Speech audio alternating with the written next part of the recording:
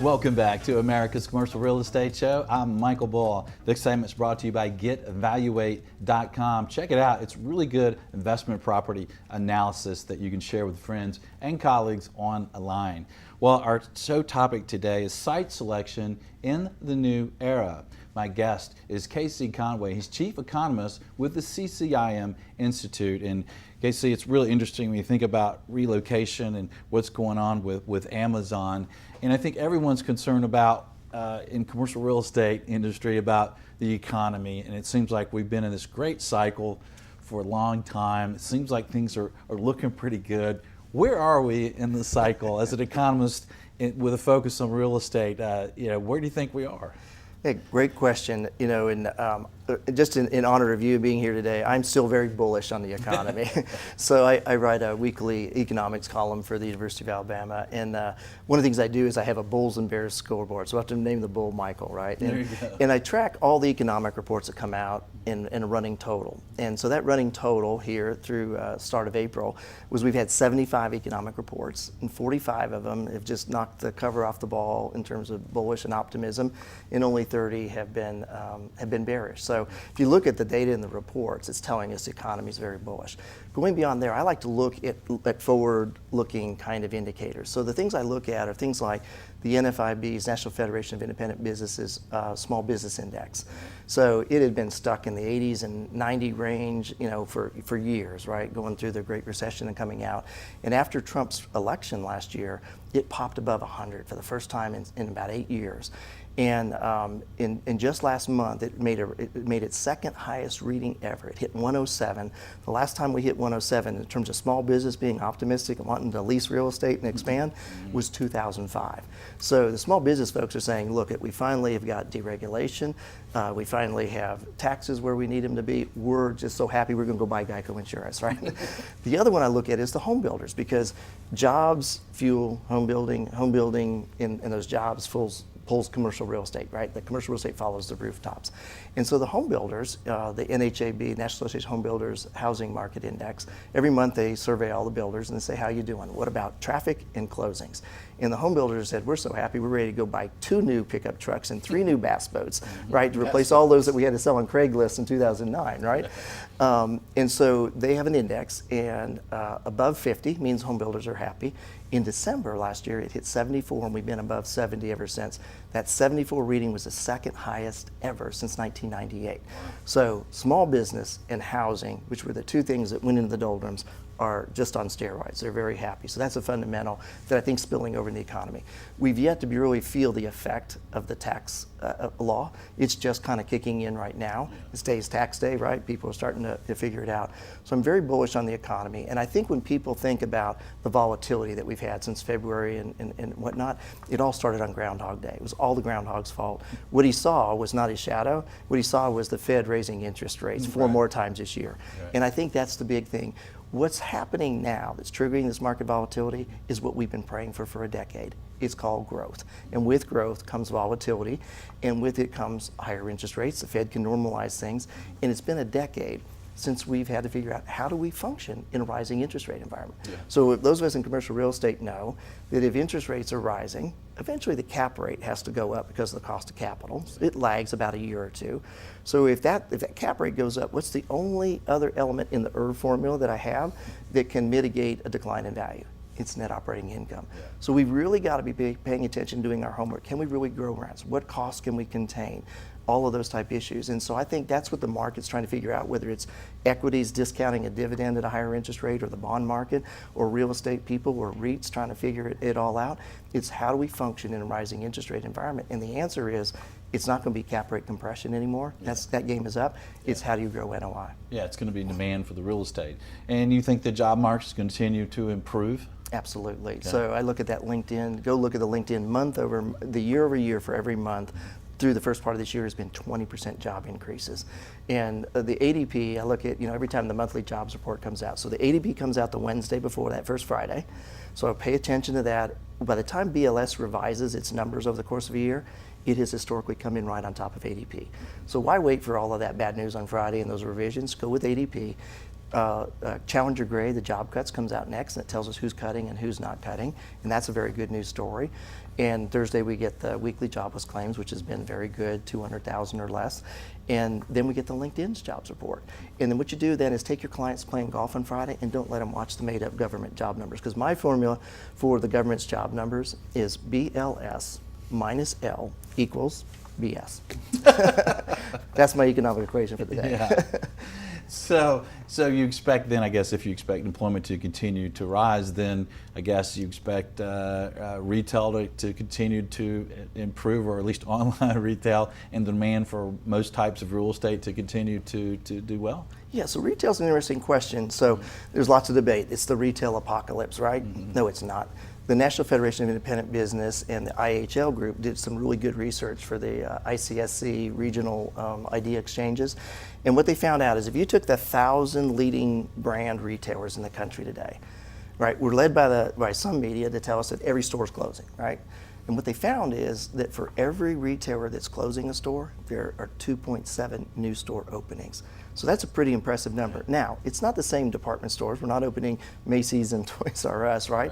It's a different type of formula. And the formula that I use is it's 1 part selling stuff and 9 parts experience. And a good example is you look at Topgolf, right? And what they do and what it's going on. If you look at Arthur Blank's, the PGA Superstore, right? They sell stuff, but it's 9 part. They got a golf pro there. They can customize equipment. It's not about just going in and buying some golf clubs or golf balls. It's about the experience. So I don't believe that retail's dead. It's a different type. It's got to have more experience to it. It's more complex to do because from the finance world, we're so accustomed that we get that national tenant and that credit grade, but the tenants that are going into mixed use and experience, they don't have the credit ratings yet. So is the capital really going to say, yeah, we're for all this new hip type of retail, but it has no national tenant, it has no credit behind it. How are we going to underwrite and finance it? Well, it's interesting because if you think that employment's going to continue to be strong, we're going to have more demand for a lot of properties. I guess if you're trying to decide the buy-sell decision or where to buy or where to sell, you kind of look at that growth and what do you expect for NOI growth there. But also we've got rising construction cost, right? So if you look at replacement costs, or maybe there's going to be less new supply that can compete with some of these properties. So looks like the forecast becomes more involved today. It does, and I think if you look at how far we've come and all the things, the fundamentals are very much in place. We don't have any of the bad stuff that we had going into 2007 or 9. Yeah. Here's my things that I worry about if I'm in business I'm trying to figure out. So, number one, I'd worry about the midterm elections. Mm-hmm. I think that's a wild card that could undo all of the benefit that business has gotten psyched up about and the tax returns and benefits and everything else. Number two, those black swan global events, a trade war, do we really implement the tariffs? What happens with Syria, the geopolitical things? We forget about those things and how they sneak in. Mm-hmm. The tariffs and trade war devastates agriculture, automobile manufacturing, all of our port stuff. It has a big impact. And does that do that short term or long term or both? So I believe if you look at it, most tariffs and trade war situations, people realize pretty quickly that was a really dumb idea. Mm-hmm. And so it's probably a 1-year type of disruption. Mm-hmm. But if you've got a construction loan on a big industrial warehouse that's waiting for activity from the port that somebody puts on hold, that affects your construction financing and when you can roll that into a mini perm. So I think that's where you got to think about your staying power. The other thing is you mentioned on the inflation costs.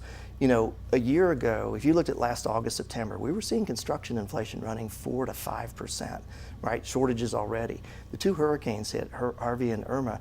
Those were 2 Hurricane Katrinas in 1 year. First time we'd ever had that happen. We're now seeing construction costs of about 10% a year. So if you're starting a new project today, not only do you got to worry about what the interest rates and cap rate's going to be 2 years out, but do I have 10 or 20% construction costs? So if I go in at an 80% loan to cost deal, and I come out 2 years from now and I'm at 100% loan to cost, I've really got hope for some magic dust on that NOI to make it all work. So I think those are the risks I'm looking at, the impact of rising interest rate, inflation costs and those black swan events, and we better dial into what's happening in midterm elections. All this good news could go away very quickly. Yeah, well, it sounds like you kind of added 2 more barriers to entry for new supply to compete with your existing buildings if you've got higher construction costs and higher rates and maybe even more tentative banks. It seems like the Fed's coming to some real estate, to their banks and saying, hey, let's quiet down the real estate loans. Are you hearing that, or how does the Fed and the banks feel about it? Yeah, the Fed is always worried about commercial real estate. It's kind of that thing that always creeps up and bites them in the butt. They can never be ahead of it. It's kind of like bless their hearts, as we would say down here in the South. And they've been forecasting that multifamily is going to implode for 3 years, and it hasn't. They weren't paying attention to the fundamentals. The jobs and permits number was well above 5 or 6 to 1, saying we can absorb it. We just can't absorb any more $4 a square foot multifamily, the luxury. We need more the mid price point and where the millennials can move into. So I think a lot of times, the Fed and the regulatory world is largely academic, and they don't have enough balance with industry experience. So my 5 years there, 2005 to 10, really taught me was 99.9% academic and theory, and they were afraid to talk to industry because industry might tell them that the thesis of their PhD is now no longer valid. So they don't want to talk to you about it. But that's why I say look at things like LinkedIn, look at NFIB, Small Business Index, look at the home builders. Those are your forward-looking indicators. And when you see home builders pull back in, right, which they're not doing, when you see small business say we're not optimistic anymore, you've got about 6 months before you see that really ripple effect through. So those are your leading in. Look at the forward-looking indicators. Yeah. So how long do you think the good times are ahead of us then? So if we don't have a bad black swan event, if Trump doesn't get indicted and impeached, and if Mueller's investigation keeps going on, I mean, honestly, we're about 105 months in this recovery, but it was the weakest ever. We could go another 100 months if we didn't have a big disruption, although history tells us that every decade we have at least one recession, right? Or if the yield curve inverts, which is about getting close to doing between the 2-year and the 10-year, we should go into a recession. But the fundamentals are so strong in place. And I think what people forget is this recovery, although it's long in duration, it was really weak in terms of any meat on the bone. Yeah. And it was only 10% of all of the 360 MSAs had 10% total job growth in that decade. So we got 90% that haven't even participated that are just getting ready to participate. Yeah, I mean, that slow growth almost just really seems more comfortable and safer. Yeah, I mean, it's, what the Fed did by buying and putting so much on his balance sheet. And that's the other thing to watch for the Fed. Don't watch so much rate increases, but watch what they're doing in their balance sheet. They want to sell down $1 trillion on their balance sheet, $400 billion this year, $600 billion next year. So when you add all of the deficit spending that we're doing, what we're saying to the rest of the world is, we are not a savings nation, and we're first, and you save a lot. Please don't spend any money in your country. We would like all that savings, and we'll give you a 50 basis point spread over a 2-year and a 10-year. How do you like those numbers? And I think they raised their hand sometime in February and left one finger up and said, no, thank you. And that's what's really driving the interest rates. It's not an overheating of the economy. 3% GDP is not overheating. It's our deficit spending. If we don't get that under control, the rest of the world, which is financing it, is what's going to say, try a 4% or a 5% 10-year treasury. Well, final question. What would you estimate that mortgage rate increases would be for commercial property owners, say a year from now? We're, late April now, a year from now in April 2019. Yeah, so my forecast has been, and I put this back in December after the tax law was passed, I said we will very quickly in the first half of 2018 get to a 3% 10-year treasury. And I think if it hadn't been for some of the global events, we would have already been there. We're around a 280, 285, flirting with it.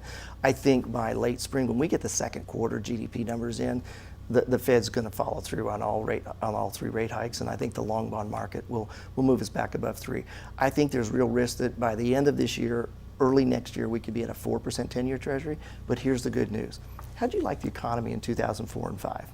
Yeah. Pretty good? Yeah. We did 16 rate hikes, and we took the 10-year treasury to a 5% by mid-2006. Yeah. I did a briefing to Bernanke, and I said, you're causing the subprime housing crisis, because as you do 16 rate hikes, people are now asking the question, how do people afford the rate reset?